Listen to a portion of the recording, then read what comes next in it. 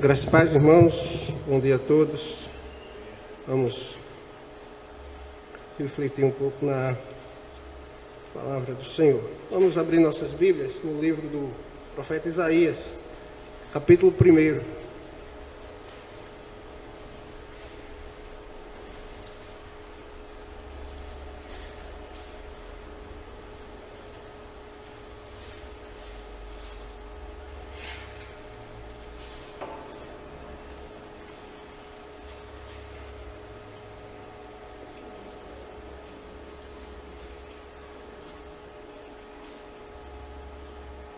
Isaías, capítulo 1.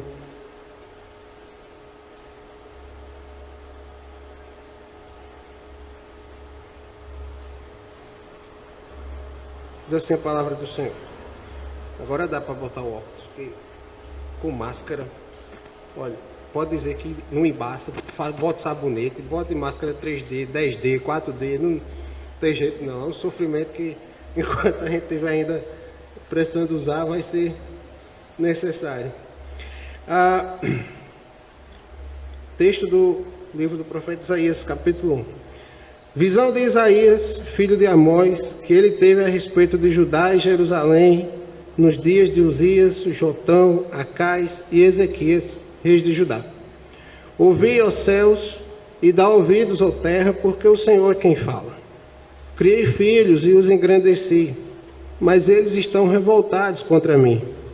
O boi conhece o seu possuidor, e o jumento o dono da sua manjedoura. Mas Israel não tem conhecimento, o meu povo não entende. Ai desta nação pecaminosa, povo carregado de iniquidade, raça de malignos, filhos corruptores. Abandonaram o Senhor, blasfemaram do Santo de Israel, voltaram para trás.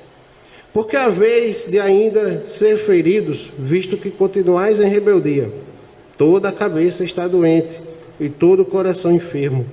Desde a planta do pé até a cabeça não há nele coisa sã, senão feridas, contusões e chagas inflamadas, umas e outras não espremidas, nem atadas, nem amolecidas com óleo.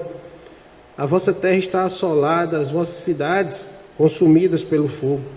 A vossa lavoura, os estranhos devoram em vossa presença, e a terra se acha devastada como numa subversão de estranhos. A filha de Sião é deixada como choça na vinha, como palhoça no pepinal, como cidade sitiada. Se o Senhor dos Exércitos não nos tivesse deixado alguns sobreviventes, já nos teríamos tornado como Sodoma e semelhantes a Gomorra. Ouvi a palavra do Senhor, vós príncipes de Sodoma. Prestai ouvidos à lei do nosso Deus, vós, povo de Gomorra. De que me serve a mim a multidão de vossos sacrifícios? Diz o Senhor. Estou farto dos holocaustos de carneiros e da gordura de animais cevados, e não me agrado do sangue de novilhos, nem de cordeiros, nem de bodes. Quando vindes para comparecer perante mim, quem vos requereu o só pisardes os meus átrios? Não continueis a trazer ofertas vãs. O incenso é para mim abominação. E também as festas da lua nova, os sábados e a convocação das congregações. Não posso suportar a iniquidade associada ao ajuntamento solene. As vossas festas da lua nova e as vossas solenidades, a minha alma as aborrece. Já me são pesadas. Estou cansado de as sofrer. Pelo que, quando estendeis as mãos, escondo de vós os olhos. Sim, quando multiplicais as vossas orações, não as ouço, porque as vossas mãos estão cheias de sangue. Lavai-vos, purificai-vos, tirai a maldade de vossos atos de diante dos meus olhos. Cessai de fazer o mal. Aprendei a fazer o bem. Atendei à justiça. Repreendei ao opressor. Defendei o direito do órfão. Pleiteai a causa das viúvas. Vinde, pois, e arrazoemos, diz o Senhor. Ainda que os vossos pecados sejam como a escarlata, eles se tornarão brancos como a neve. Ainda que estejam vermelhos como o carmesim, se tornarão como a lã. Se quiserdes e me ouvirdes, comereis o melhor desta terra. Mas se recusardes e fordes rebeldes, sereis devorados à espada, porque a boca do Senhor o disse. Como se fez prostituta a cidade fiel. Ela, que estava cheia de justiça, nela habitava a retidão, mas agora homicidas. A tua prata se tornou em escórias, o teu licor se misturou com água. Os teus príncipes são rebeldes e companheiros de ladrões. Cada um deles ama o suborno e corre atrás de recompensas. Não defendem o direito do órfão e não chega perante eles a causa das viúvas. Portanto, diz o Senhor dos Exércitos, o poderoso de Israel: tomarei satisfações aos meus adversários e vingar-me-ei dos meus inimigos. Voltarei contra ti a minha mão, purificar-te-ei com potassa das tuas escórias, e tirarei de ti todo o metal impuro. Restituir-te-ei os teus juízes, como eram antigamente, os teus conselheiros, como no princípio. Depois te chamarão cidade de justiça, cidade fiel. Sião será redimida pelo direito, e os que se arrependem pela justiça. Mas os transgressores e os pecadores serão juntamente destruídos. E os que deixarem o Senhor perecerão.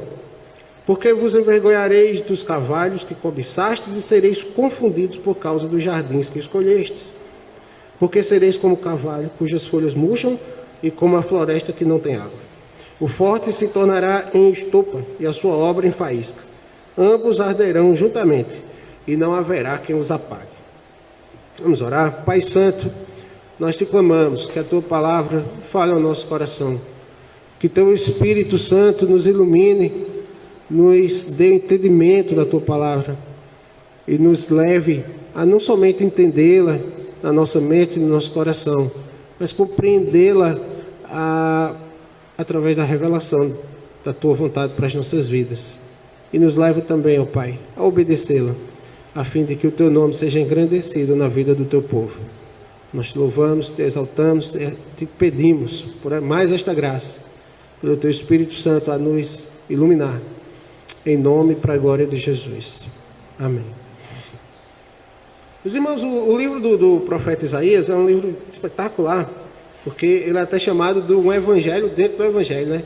Ele tem 66 capítulos, o pessoal até faz a comparação, né? Nós temos 66 livros na Bíblia, ele tem 66 capítulos, e toda a estrutura de criação, queda, redenção e consumação está lá no livro de Isaías, muito bem estruturado, e talvez sejam as profecias, o livro que contém as profecias acerca do nosso Senhor Jesus Cristo, mais conhecidas, né? Tal como a que nós lemos no capítulo 9, aqui na segunda leitura que fizemos esta manhã.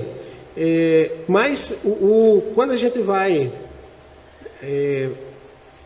estudar mais atentamente, mais aprofundadamente o livro do profeta Isaías, nós temos lições espetaculares, maravilhosas para a vida do povo de Deus, a partir das profecias do profeta Isaías, das visões que Deus deu a Isaías. Do capítulo 1 ao capítulo 5, nós às vezes tentamos até passar um pouquinho, porque a gente sempre lembra qual o texto mais conhecido do livro do profeta Isaías. Talvez Isaías 6, que é o chamado dele, né? Onde ele vê o Senhor sentado no alto sublime trono. Depois Isaías 9, com o prenúncio do Messias, e outros textos acerca da vinda do nosso Senhor. Mas para você ter uma geral do livro de Isaías, é interessante ler do capítulo 1 ao capítulo 5. Ele faz como um preâmbulo do livro. Ele levanta toda a situação, aí diz, olha, é sobre isso aqui que a gente vai tratar no livro. E aí é como se a partir do capítulo 6 fosse a primeira parte lá. Do capítulo 1 ao capítulo 5 você tem uma introdução do ministério de Isaías, por que ele foi chamado, qual era a situação do povo de Judá naquele momento. E tomando aqui um pouco que o presbítero Amaury falou antes de iniciarmos a oração de ações de graças, o povo, há um ditado, né? É uma piada na verdade, mas é triste, que o Brasil ele não é para amadores, né? Diz que o Brasil não é para amadores. Então o pessoal costuma ligar muito isso às corruptelas políticas que a gente vê aí, né? De repente está ali Por exemplo, está chegando o tempo agora, e já está aparecendo aí, de inimigos políticos mortais estarem juntos agora. Porque daqui a pouco tem eleição, e a gente olha uma cidade ou outra ali, o negócio já está aparecendo. Mas quem diria, né? Mas conhecendo o Brasil como a gente conhece, a gente faz, quem não diria? Né? Quem não diria? Mas aí isso vai também se desenrolar em muitas outras coisas. Nós vemos um momento pelo qual nós passamos, que a gente não tem, pelo menos essa geração nossa, nós, nossos filhos, talvez até muitos dos nossos pais, não temos conhecimento de termos vivido um tempo como esse, né?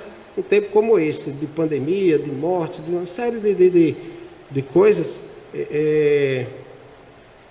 que assolam não só o nosso país, mas na verdade o mundo todo.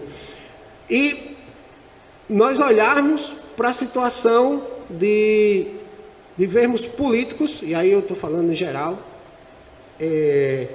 detentores de cargos em geral, seja do presidente da República ao prefeito da menor cidade do país, todos se engalfiando para tirarem dividendos políticos disso tudo. Não pensemos, não sejamos inocentes que é pelo bem do povo. Não é? Tanto de um lado como do outro. Não é? É para ganhar dividendos políticos. Politizam o uso de um medicamento, uma vacina. Politizam o uso de um aparelho que se compra aqui e ali.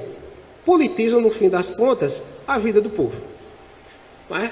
Então, essa é uma desgraça que, na verdade, tem mostrado a verdadeira natureza do ser humano, que a Bíblia já nos fala, e nós já ouvimos muitas vezes sobre o que nós chamamos de depravação total. Em momentos como esse, a natureza do ser humano, e aí, agora eu vou aumentar um pouco o espectro das pessoas que eu estou falando. Aí não são só governantes, não é? Não são só governantes, é todo o povo que toma partido desse e daquele lado, não é? Desse grupo ou daquele grupo, não é? Esse ou aquele outro. Na verdade, mostra apenas a sujeira do nosso coração, mostra apenas a dureza do coração do homem e quanto nós somos orgulhosos, prepotentes, né? Em nenhum momento, pelo menos que eu tenha visto, né? Eu não vejo nenhuma manifestação pública de quem quer que seja, né? de estarmos clamando a Deus por conta dos nossos pecados, por conta das nossas maledicências, entendendo que o que acontece, né? Não só nesse momento, mas em vários outros momentos da história, Deus está pesando a mão sobre o mundo. Deus está pesando a mão por conta do pecado do povo. E de clamar a Deus por arrependimento, de clamar a Deus por contrição e de clamar a Deus para que Ele nos abençoe e nos redima. A grande questão é que nós precisamos ver tudo isso à luz das Escrituras, e quando nós pesamos as coisas, nós vemos que quando ocorre coisas dessa natureza, nós vemos Deus punindo os ímpios, nós vemos Deus punindo o perverso e Deus disciplinando o seu povo. Veja que o mal caiu sobre todos, não é? Mas o propósito de Deus para um e para outro é distinto. E nós vemos essa situação de corrupção, de tristeza, de abandono dos princípios de Deus, não somente, e aí agora eu vou entrar no outro espectro aqui, aumentando um pouquinho e fechando um pouco o círculo. Não somente entre governantes ou no meio do povo, na sociedade, mas nós vemos o afastamento de Deus no meio daqueles que se dizem povo de Deus. De não contemplar a mão de Deus, de não o adorar como convém, de profanar o culto, de uma série de coisas que a gente percebe olhando o contexto geral das coisas que nos rodeiam. Nós temos falado, temos ouvido pregações várias de quantas aberrações ditas e feitas e praticadas como culto a Deus a gente tem ouvido falar por aí. Né? A gente tem ouvido falar. A gente tem sido instruído a não ser levado, instruído na palavra de Deus para não ser levado por todo o vento de doutrina. Mas é uma realidade, não só no nosso país, mas no mundo. Tantos e tantos falsos pastores que se levantam dizendo estar pregando a palavra de Deus. Mas, vamos fechar um pouquinho mais. Agora, quero falar sobre mim e você, a minha vida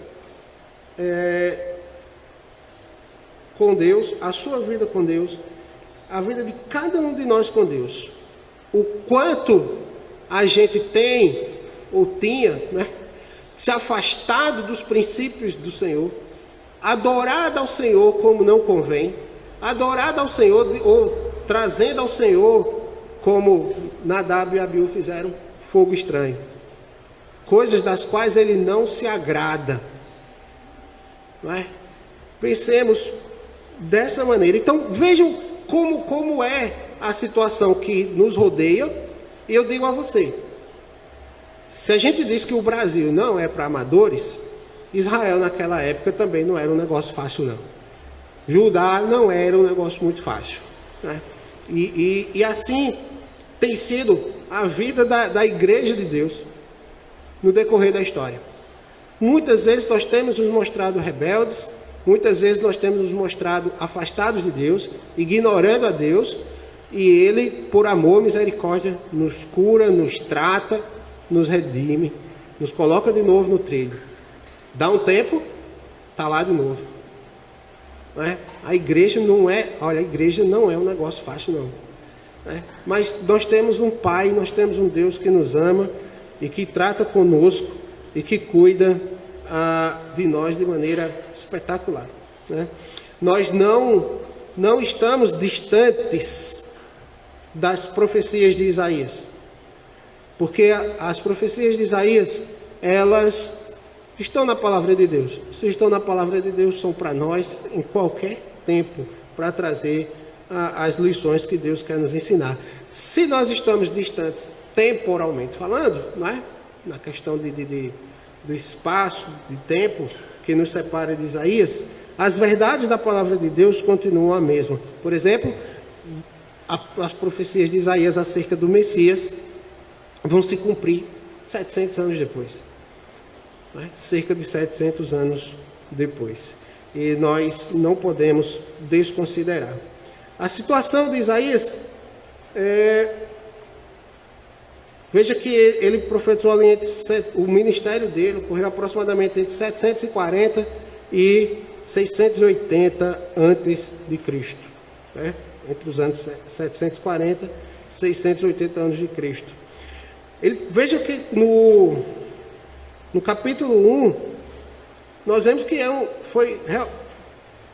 como é que se diz? Relativamente duradouro, né? Nós temos aí 60 anos entre o ano 740 e 680, e passou por 4 reis, né?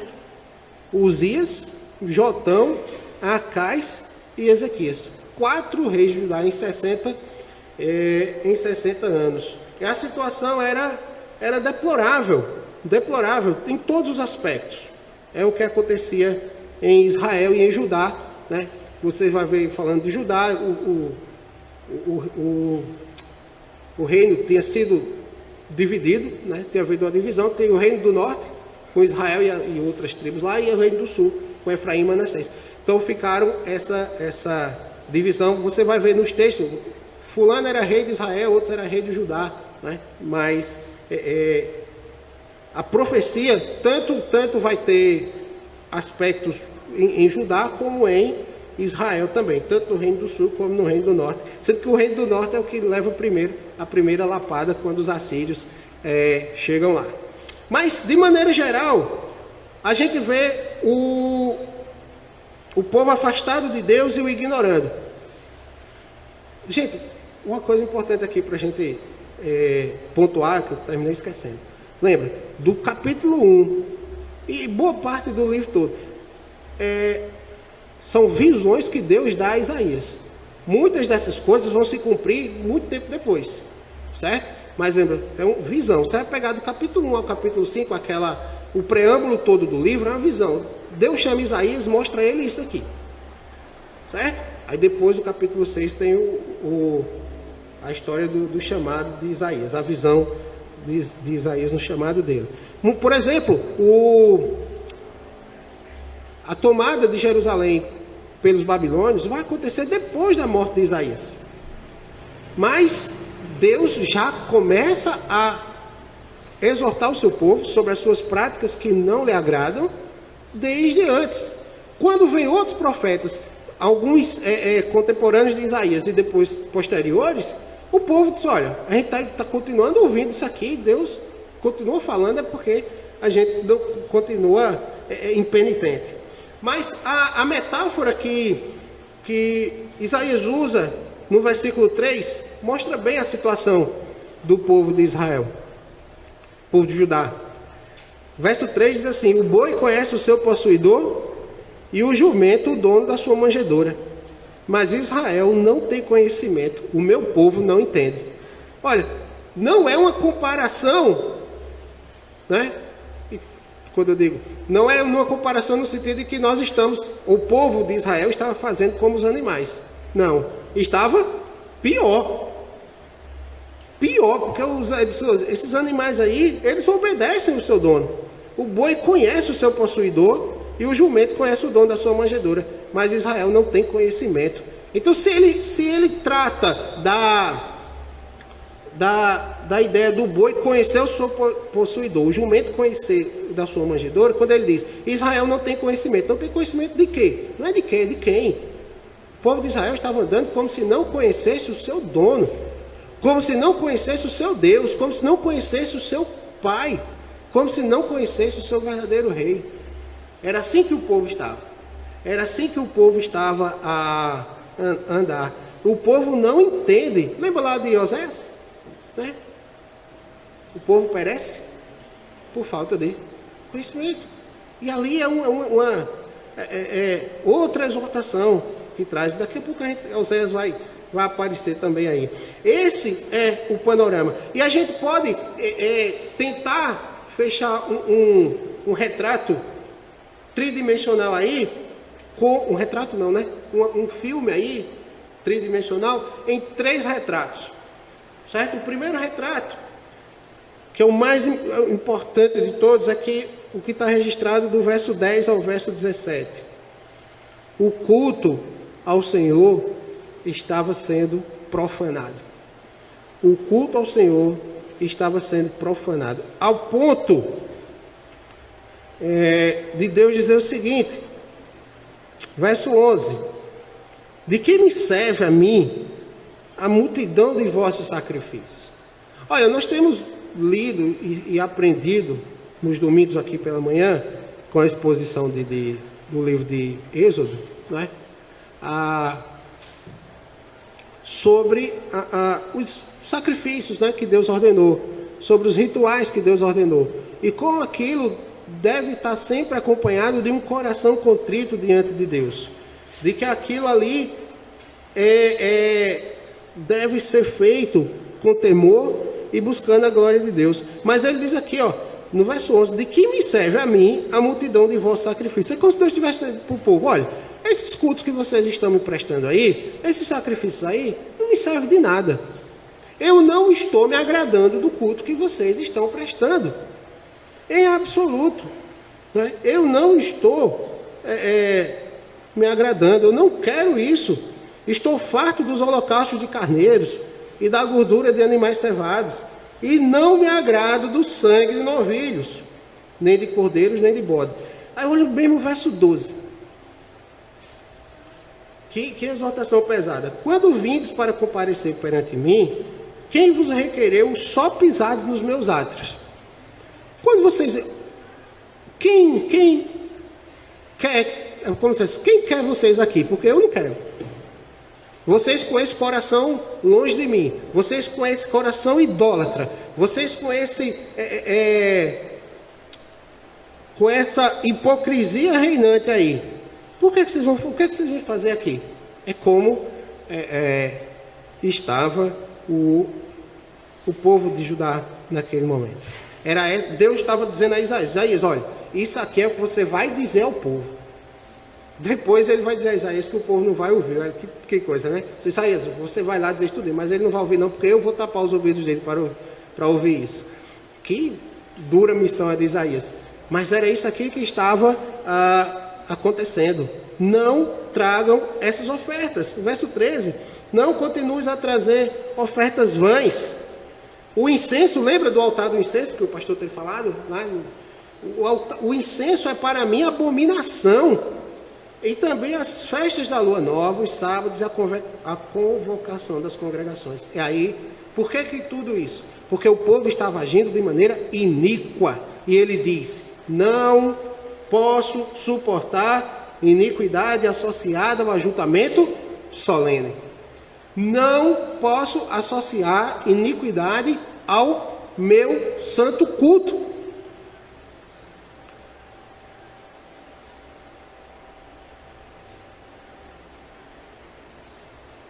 As vossas festas da lua nova e as vossas solenidades, a minha alma as aborrece. Já me são pesadas, estou cansado de as sofrer. Olha mesmo, Deus na sua sabedoria, Ele usa uma linguagem aqui para que nós entendamos o que isso causa em Deus. Deus se aborrece. Deus está sentindo o peso dessa adoração hipócrita, como se nós... Imagine um peso sobre nós, para que a gente tenha a ideia do que Deus está falando ao seu povo. Ele diz que esconde do povo, escondia os olhos, e quando multiplica as orações, não as ouço, porque as vossas mãos estão cheias de sangue. Não estendam a mão, não levante a mão, porque as mãos estão cheias de sangue. Hoje a gente poderia ouvir Deus falando desse jeito. Não levante as mãos, porque o coração de vocês está podre. Ah, mas eu não tenho sangue nas mãos. Mas o seu coração, o meu coração, muitas vezes está podre, né? E trazemos a Deus um culto hipócrita, um culto profanado. E vejam vocês o quanto Deus... Aí é o que eu falei. Quando Deus usa um mal, uma situação para punir os injustos e para disciplinar o seu povo, é trazer exatamente essa consciência ao povo de Deus. Olha, nós ficamos aí quase 100 dias afastados do ajuntamento solene. O que é que nós aprendemos sobre o culto nesse tempo que nós ficamos afastados? Como eu e você tratávamos o culto ao Senhor? Apenas como mais um exercício religioso? Apenas como algo que eu vou pegar meu carneirinho lá, vou levar, vou imolar. Seja o que for o seu carneiro, né? A música, a pregação, o ensino, o ouvir a palavra de Deus. Como eu e você estávamos percebendo o culto a Deus, o ajuntamento solene, a comunhão dos santos, o ouvir a voz de Deus. E aí é como Deus, aí é onde há a distinção entre os justos e injustos, entre os ímpios e os piedosos. Porque aos justos, aos piedosos, Deus vai tratar. Nós lemos no texto que Deus vai tratar. A situação de Israel era terrível. Nós lemos no capítulo 5. Era como uma vinha, muito bem cuidada, as melhores sementes, o melhor irrigação possível e tudo mais. No fim, essa vinha deu uvas bravas, né? A ideia de sair aquela uvinha bem doce era uma uva bem amarga, ou ruim mesmo, podre, né? E ia ficar como choça, como nada lá, terra arrasada.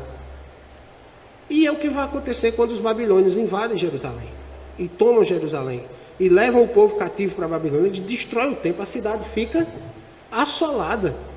A cidade fica destruída. 70 anos depois é que vai começar a restauração. Não é? Porque Deus está tratando com o seu povo. Deus está tratando com o seu povo e Ele trata conosco. Nós temos que ter sido tratados por Deus nesse período.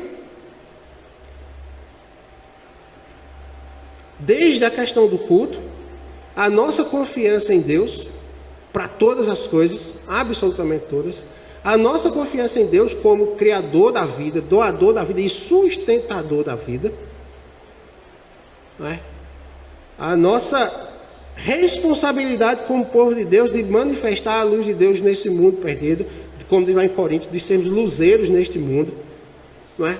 Quando todo mundo estava assolado, no começo, hoje ainda há muita agonia, muita dor, mas no começo o negócio foi muito pesado, quando estava e ainda hoje. Como nós, sendo igreja de Deus, servimos de alento para esse mundo?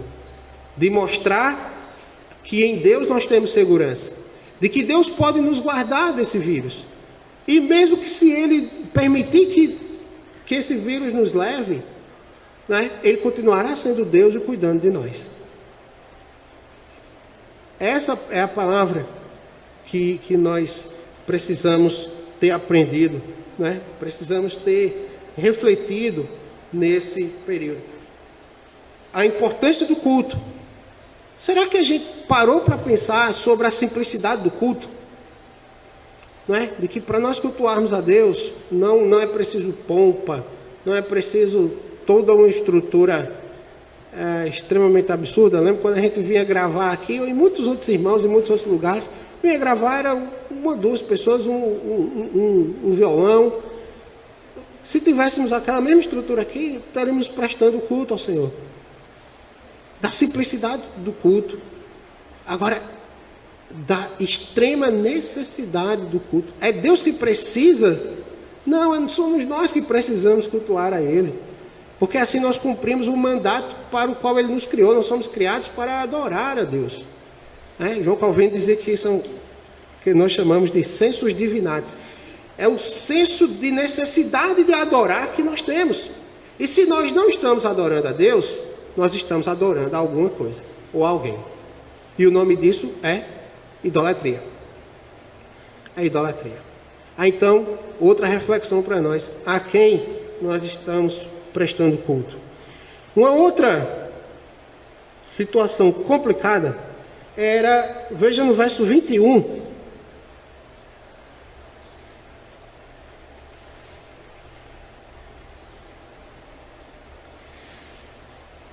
Como se fez prostituta a cidade fiel? Ela que estava cheia de justiça. Nela habitava a retidão, mas agora homicidas.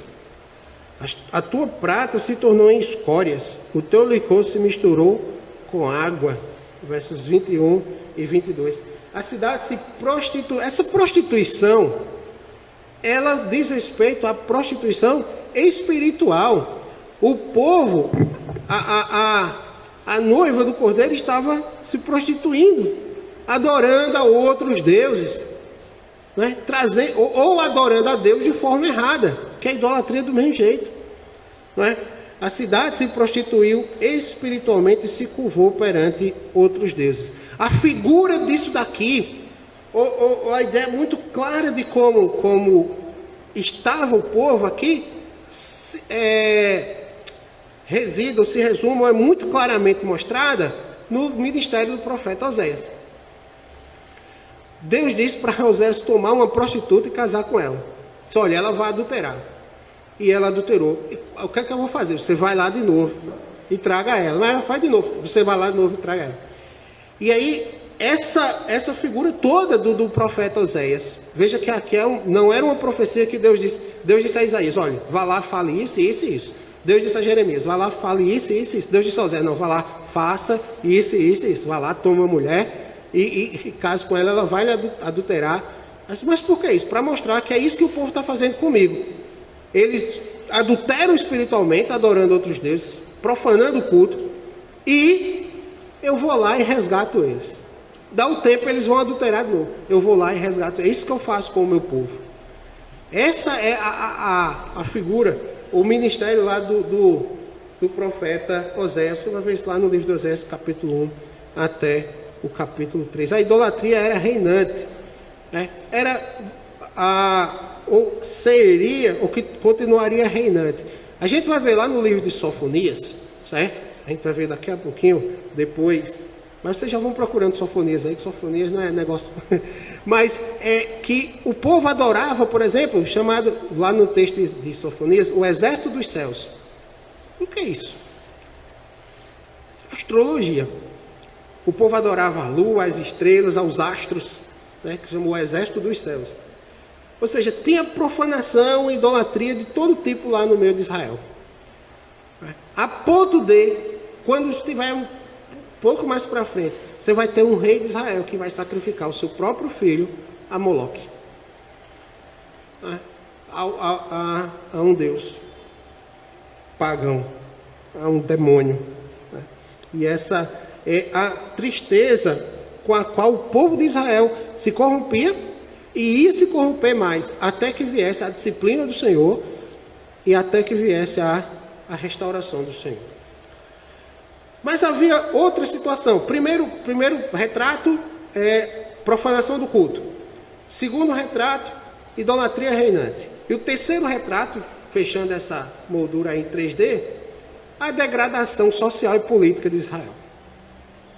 A degradação social. Lembra que nós falamos do início sobre uma série de desmandos na nossa nação?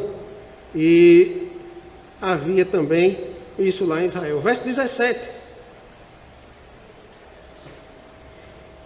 No verso 16 ele diz assim: lavai-vos, purificai-vos, tirai a maldade de vossos atos de diante dos meus olhos. Cessai de fazer o mal. É um tanto geral, né? Mas aí ele especifica muito bem dois males que estão sendo cometidos no verso 17. Aprender a fazer o bem, atender à justiça, repreender ao opressor, defender o direito do órfão, pleitear a causa das viúvas. Órfãos e viúvas, né? Geralmente quando fala órfãos e viúvas são pessoas desassistidas. Pessoas hoje, né? O termo hoje é vulnerabilidade social. Seria isso. Então, o cuidado com essas pessoas, isso está desde a lei. Desde a lei, o cuidado de Deus com essas pessoas que precisam de mais cuidado. Porque por conta do pecado do homem, essa miséria de um se achar superior ao outro, começou. Né? Por conta do pecado. Porque a partir do momento que o homem se achou o próprio Deus, todo Deus precisa de súditos, né? Então ele sempre vai se achar, ou por conta do pecado, melhores do que outros, maiores do que outros. Por isso que, olha, mesmo escrevendo para crentes, Paulo diz: considere o outro superior a vocês. Domingo nós escutamos a mensagem sobre o episódio em que Jesus lava os pés dos discípulos. Cristo, Senhor de todas as coisas, Criador de todos, sustentador da vida, né? Aquele a quem nós devemos servir, ele vem e serve. Ele toma o papel de servo. Então, tem alguma coisa errada, né? Se Cristo ensinou de um jeito e os homens estão achando de outro, tem alguma coisa errada. E não é em Cristo. Não é no ensinamento da palavra de Deus. Órfão, pleitear a causa das viúvas. Existe um ponto bem específico aqui. Ele dizendo: o povo de Deus está abandonando os seus, abandonando aqueles que são necessitados. E isso não pode acontecer. E aqui, olha, não é nenhuma defesa da teologia da missão integral, ou teologia da libertação, ou evangelho da justiça social, essas coisas todas. Porque, na verdade, isso aqui são princípios da palavra de Deus. Certo? Buscar o bem de todos, buscar o bem, cuidar daqueles que são necessitados, não vai fazer, porque a palavra de Deus diz isso, não, em nenhum momento vai fazer com que você alcance a salvação. Né? Mas se você é povo de Deus e não faz isso, né? Se você é povo de Deus e não faz isso, você não está honrando o nome de cristão. Você não está honrando os princípios da palavra de Deus. E veja como Deus leva a sério isso. Que Ele exorta o seu povo por conta dessas práticas.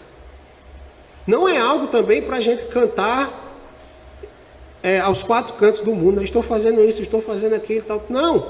Cuide dos seus pobres, cuide dos seus necessitados. Quais são os meus pobres? Aqueles que estão perto de mim. Aqueles a quem a gente pode estender a mão. E deve fazê-lo. Certo? E deve fazê-lo. Mas a nação como um todo, e aí presta atenção, se a nação como um todo estava desse jeito, aí a gente precisa apelar para o conceito de nação. Nação é composto de pessoas. Quando a gente fala de nação pecadora, é porque as pessoas daquela nação é que são pecadoras. Somos eu e você que nos afastamos de fazer o bem, de cuidar daqueles que necessitam. Por conta dessa demanda da pandemia, a realidade foi escancarada, né? Porque aquele que necessitava antes, agora passou a necessitar muito mais. E talvez tenha ficado à vista. E aí, de novo, outra reflexão para a gente. Outro exercício que nós precisamos fazer à luz da orientação do Espírito Santo. Nós fizemos isso só porque fomos consternados por essa situação? Ou porque é algo que o nosso Deus ordena na sua palavra? O nosso Senhor Jesus Cristo o fez também. E olha só, e veja uma coisa interessante. Não há nada de extraordinário nisso.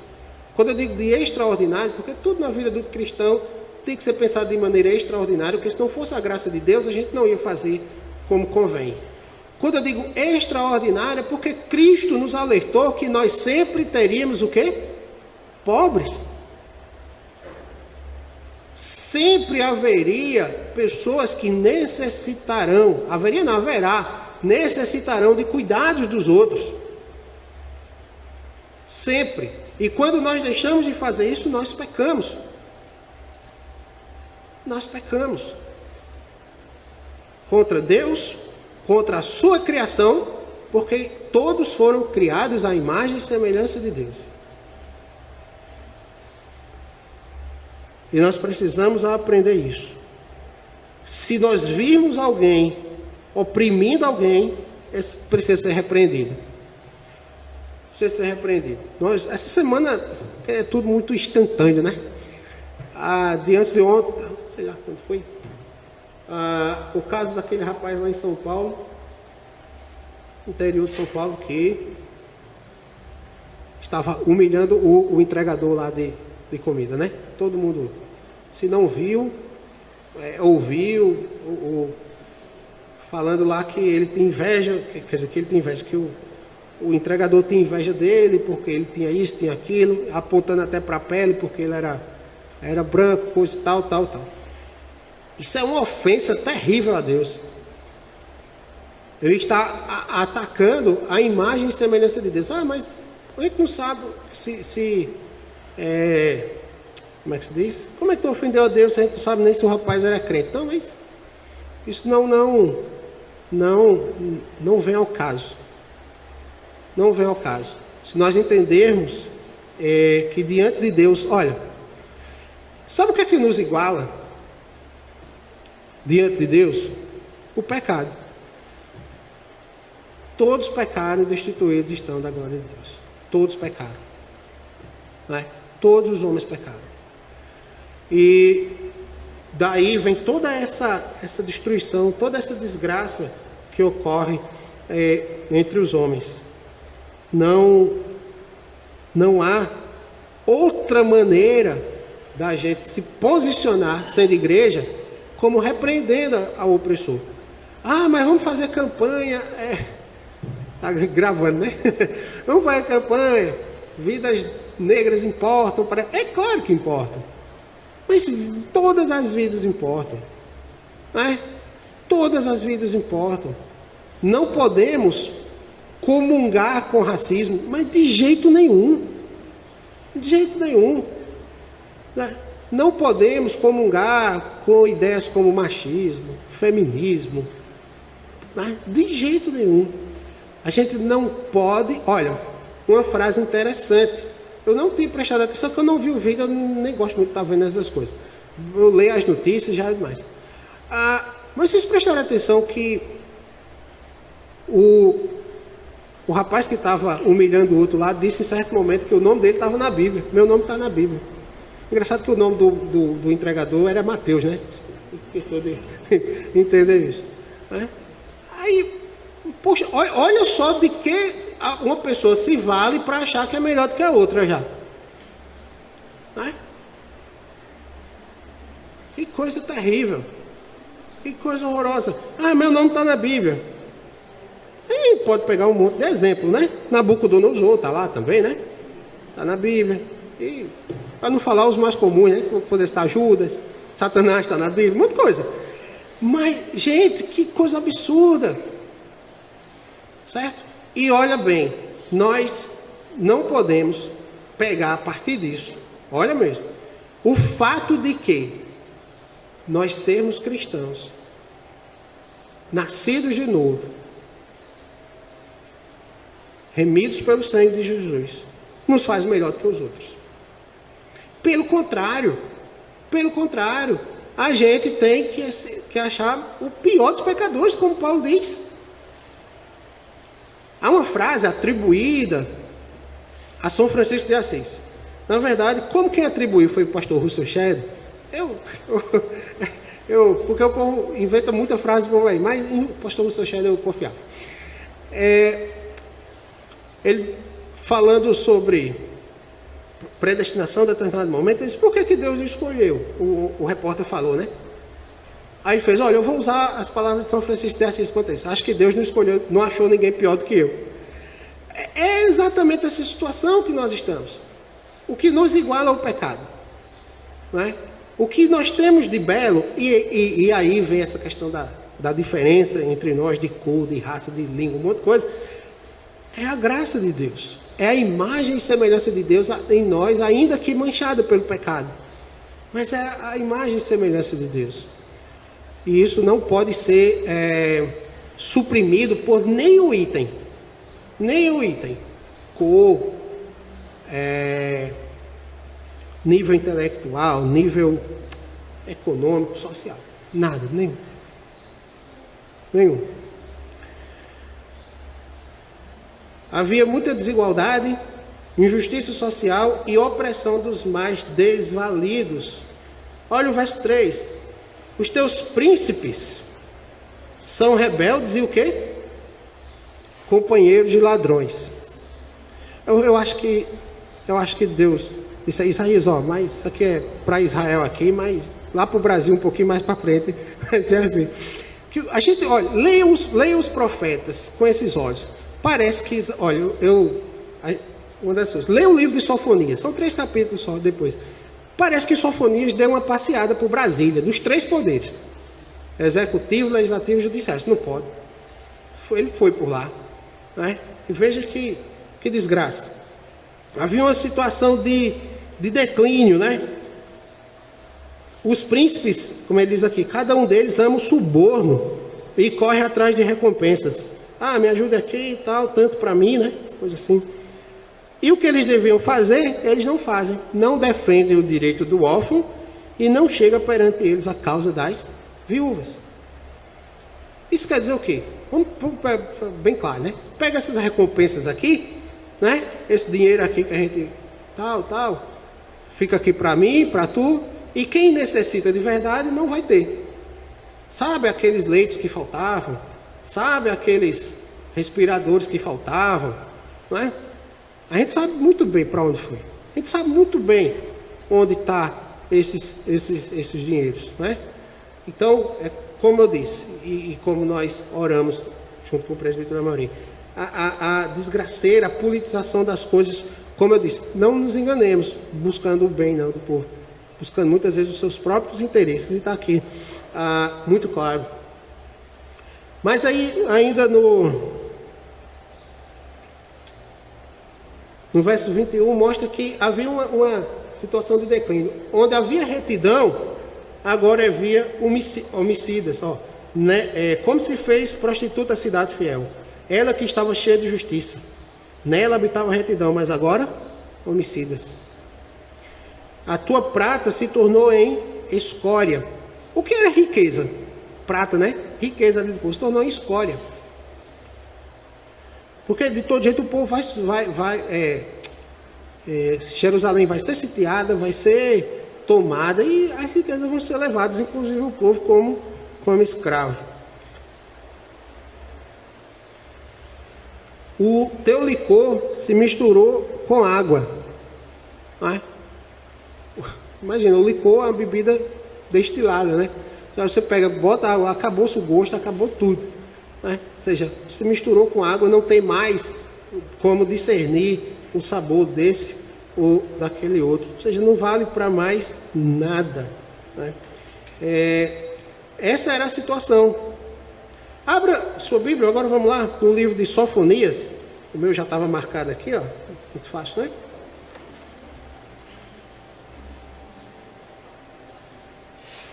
Capítulo 3. Sofonias 3.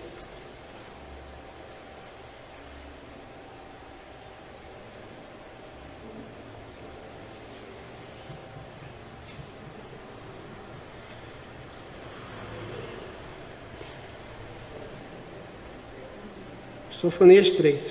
Ai da cidade opressora, da rebelde e manchada. Não atende a ninguém. Lembra lá o versículo 3 lá do capítulo 1 de Isaías? Né? O povo não tem conhecimento, não anda segundo os princípios de Deus. Nem se aproxima, não atende a ninguém, não aceita disciplina. É Deus pesando a mão e o povo aí achando que está tudo muito bom, está tudo muito bem.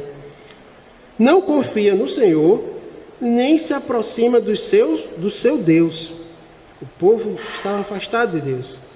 Os seus príncipes, falando de novo aqui para os príncipes, são leões rugidores no meio dela. Os seus juízes são lobos do cair da noite, juízes, que não deixam os ossos para serem roídos no dia seguinte. Os seus profetas são levianos, homens pérfidos. Os seus sacerdotes profanam o santuário e violam a lei. Ou seja, ele olha para o povo, está ruim. Ele olha para os príncipes, para os governantes, está ruim. Ele olha para os juízes, está ruim. Ele fala, não, vou na igreja. Só pode lá, tem que ter alguma coisa boa. Aí quando chega no verso 4, os profetas são levianos, homens pérfidos. Acabou-se. Não dá nem para apelar para o Papa, como diz, né? Não dá mais. Que coisa terrível era a situação de Israel. E aí você fecha com isso tudo aí, fecha essa moldura em 3D com esses retratos aí. Profanação do culto, idolatria e degradação social. E aí, diante de tudo isso, dessa situação horrorosa, o que é que nós temos? Nós temos a palavra de Deus, a exortação de Deus para o povo. No verso 24,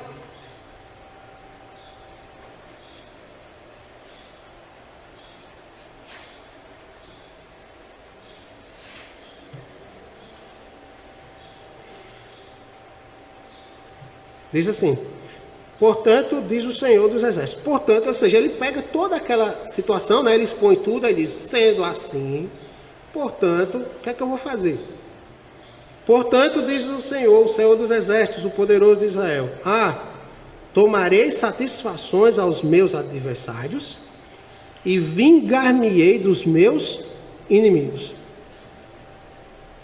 Todos que estavam praticando esses atos, Deus os considera como adversários, Deus os considera como inimigos, e diz que vai tomar satisfações com cada um deles.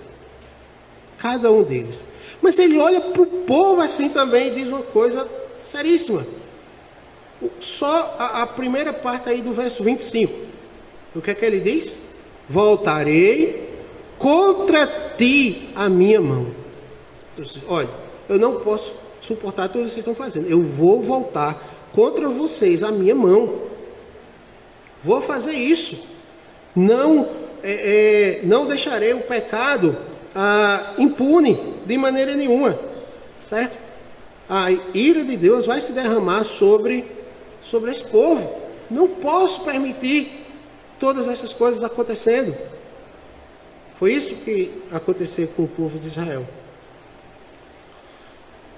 Mas, no restante do verso 25, tem uma promessa maravilhosa. Nós vimos a promessa aqui de juízo. Mas começa no verso 25 a promessa de restauração também. Depois de ele dizer que vai voltar contra ti a mão, com que propósito Deus vai voltar a mão contra o seu povo?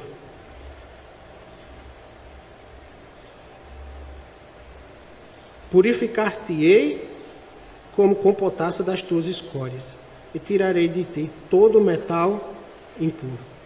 Lembra que no início ele falou que o povo estava como um corpo ferido, não é? Cheio de feridas, e que não estavam sendo cuidados, estava lá cheio de podridão. E ele diz, olha, eu vou cuidar das tuas escórias, vou cuidar disso, e tirarei de ti todo o metal impuro. Então, meus irmãos, quando Deus permite que o seu povo passe por uma disciplina tão pesada, é para purificar-nos. É para limpar a podridão do nosso pecado. É para limpar a podridão do nosso coração. É para limpar toda sujeira que há em nossa mente, nossa alma. É para isso que serve a disciplina de Deus para o seu povo. Por isso que os castigos de Deus têm esse viés duplo. É punição para os ímpios, mas é disciplina, cuidado e purificação do seu povo. A questão é, nós estamos atentando para isso ou estamos como o da profecia de Sofonias? Deus está disciplinando e a gente está nem aí. Está nem aí. Não está pensando em nossos pecados, pensando em nossas vidas, pensando naquilo que nos afasta de Deus, pensando naquilo que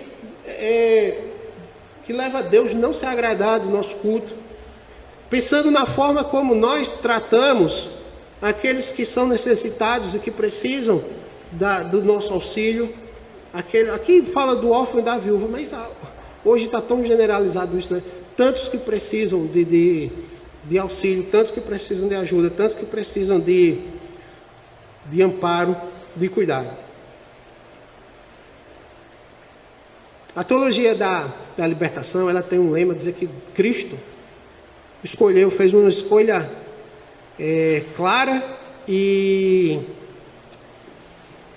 consciente e intencional pelos pobres. Pelos pobres. A Bíblia não mostra isso. Cristo fez uma escolha clara, direta e intencional pelo seu povo. Cristo morreu pelo seu povo. Não é? Bem-aventurados são os pobres de espírito. Quem são os pobres de espírito?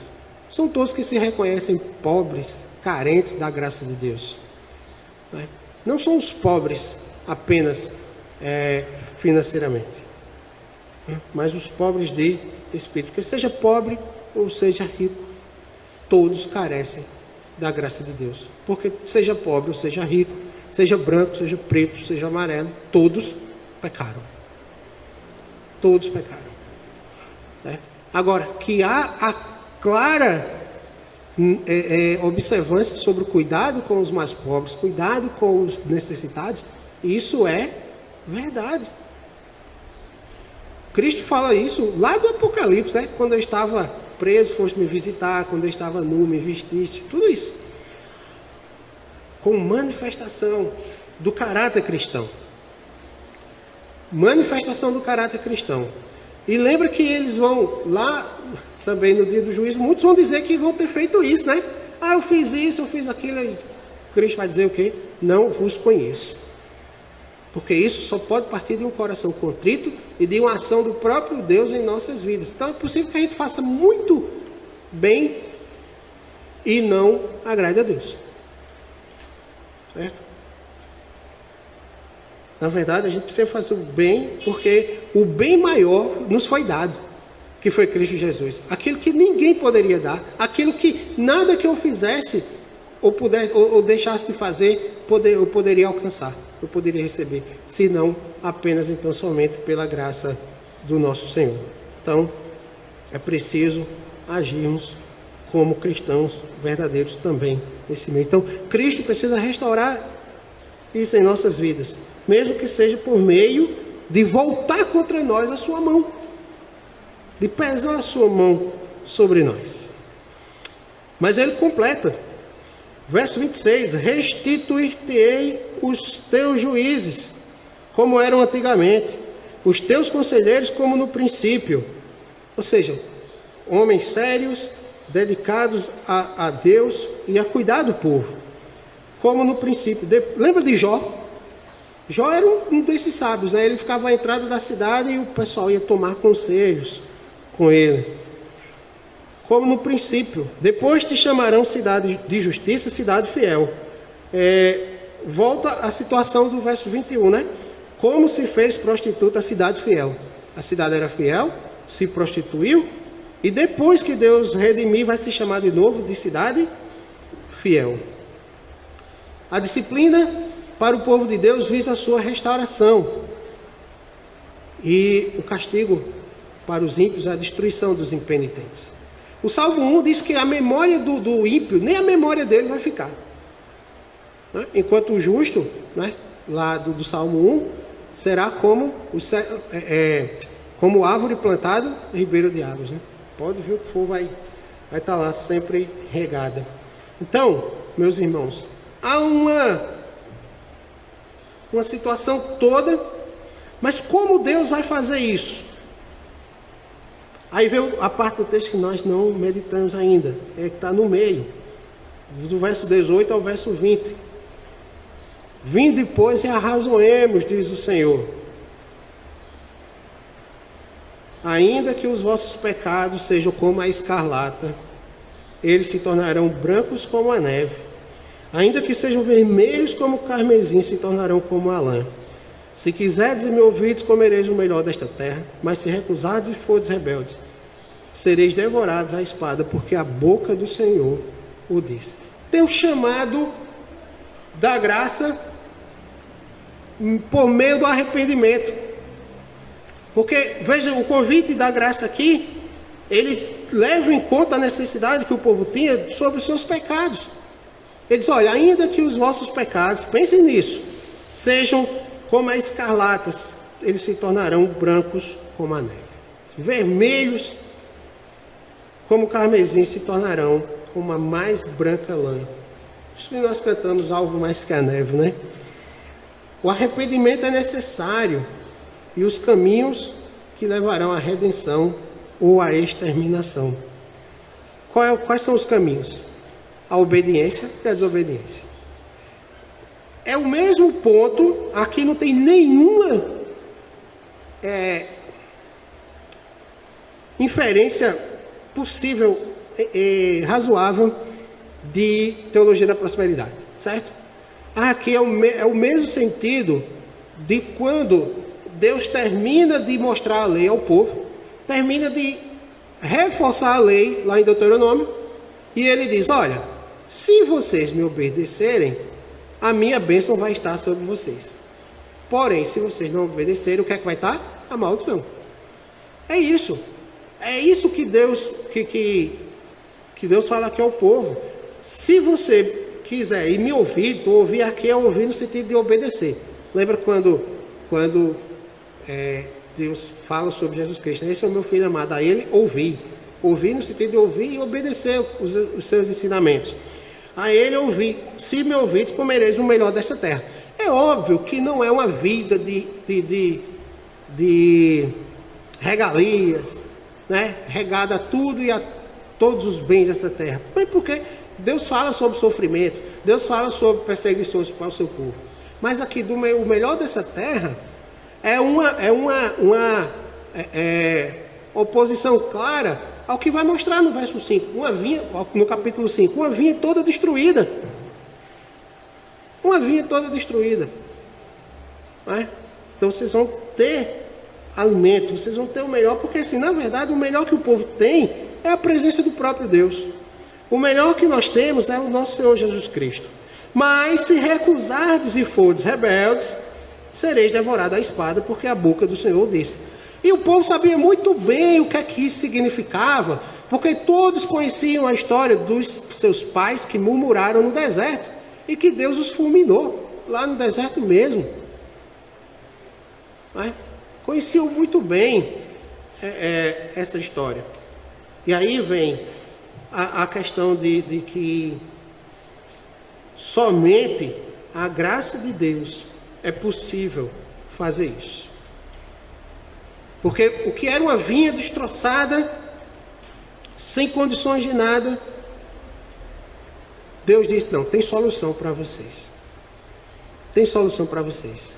E a solução está no capítulo 9.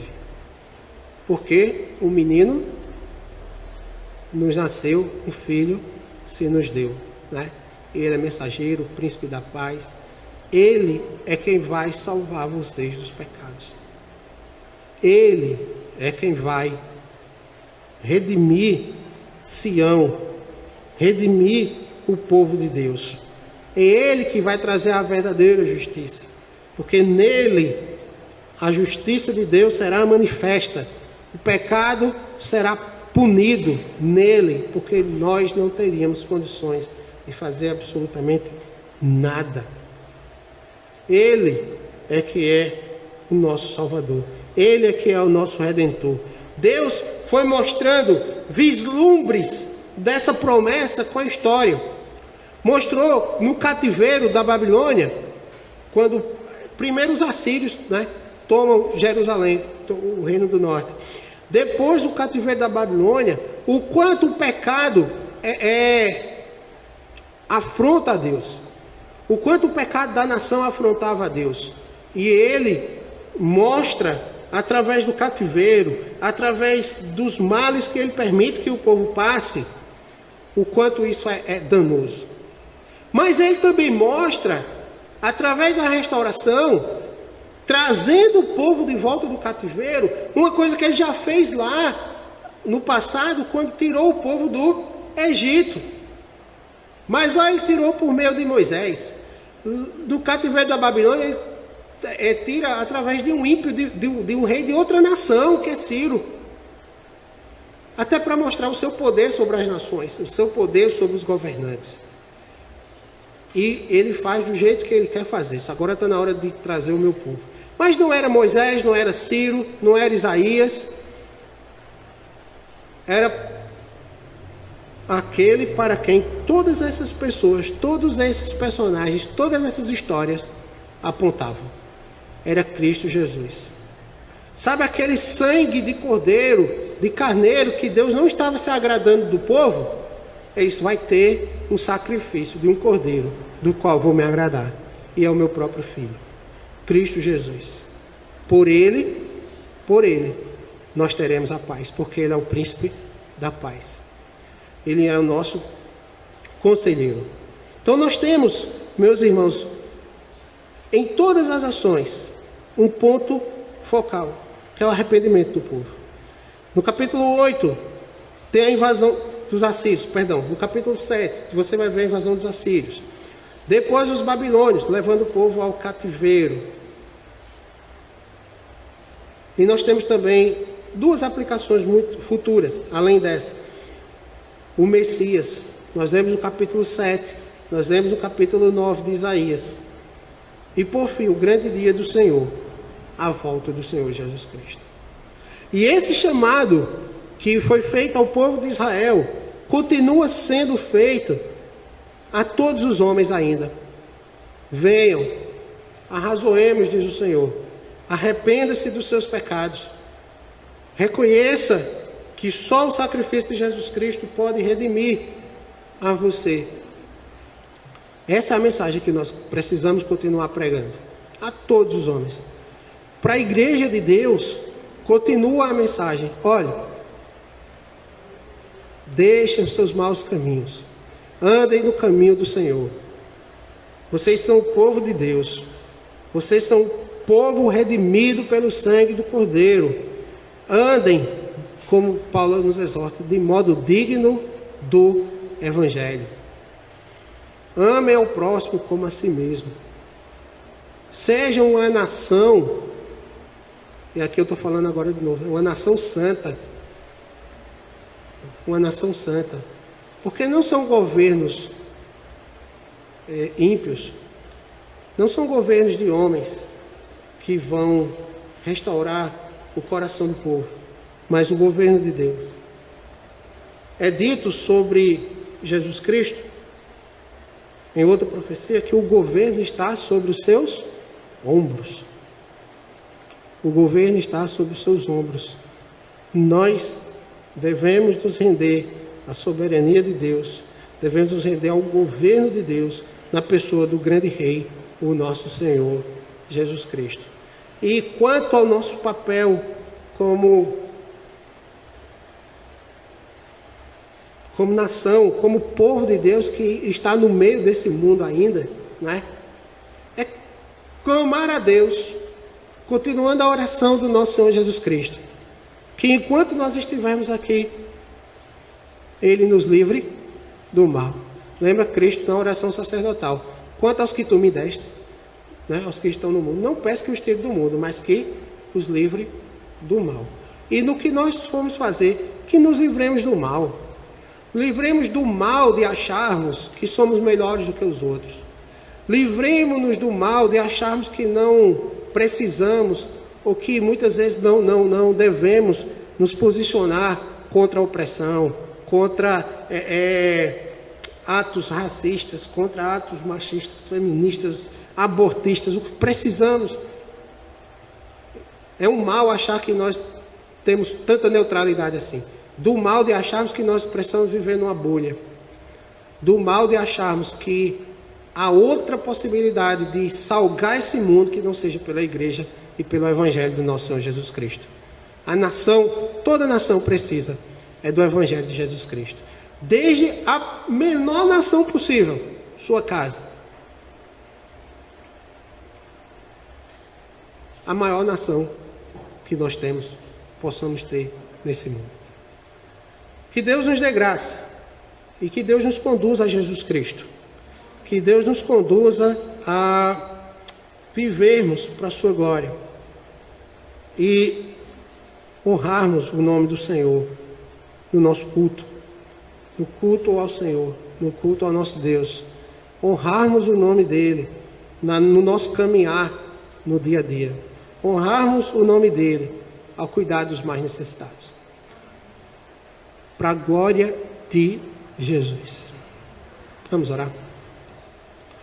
Senhor, nós te louvamos porque o sangue de Cristo nos lavou de todo pecado. O sangue de Cristo nos perdoou. O sangue de Cristo nos resgatou, nos reuniu novamente contigo. E apenas então somente em Ti, Senhor, nós temos descanso. Apenas então somente nós temos em Ti a graça de podermos viver do modo que Te agrada por meio de Jesus. Em Cristo Jesus reside, Senhor, toda a nossa possibilidade de Te agradar. Em Cristo reside toda a nossa possibilidade de termos as nossas orações ouvidas por Ti, de termos, Senhor, o nosso clamor ouvido por Ti. E em nome dEle nós Te pedimos, tem misericórdia de nós. Perdoa os nossos pecados, ó Pai, e nos faz andar pelos Teus caminhos. Sonda o nosso coração, Senhor, e vê se há em nós caminhos maus e tira-nos desses caminhos. Nos ajuda a vivermos como cidadãos do reino dos céus, vivendo os valores do Teu reino, Senhor, nesse mundo caído, nesse mundo perdido, nesse mundo carente da Tua graça. E que ainda que seja por meio de perseguições, de lutas, de perdas, de males que Tu permites, que nós venhamos a ser purificados, que nós venhamos a ser transformados cada vez mais à imagem do Teu Filho Jesus Cristo. Nos ajuda, hoje e sempre, a entender que o maior necessitado sempre fomos nós, sempre fui eu, necessitando da Tua graça. E em Cristo Jesus nós alcançamos. Abençoa cada uma das famílias que estão aqui representadas, das que nos acompanham pela internet, Abençoa teu povo. Em nome e para a glória de Jesus. Amém.